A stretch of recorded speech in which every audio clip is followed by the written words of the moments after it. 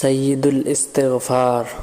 আল্লাহুম্মা আনতা রব্বি লা ইলাহা ইল্লা আনতা খালাকতানি ওয়া আনা আবদুকা ওয়া আনা আলা আহদিকা ওয়া ওয়া'দিকা মাস্তাতা'তু আউযু বিকা মিন শাররি মা সানা'তু আবু লাকা বিনি'মাতিকা আলাইয়া ওয়া আবুউ বিযামবি ফাগফির লি ফাইন্নাহু লা ইয়াগফিরুয যুনুবা ইল্লা আনতা।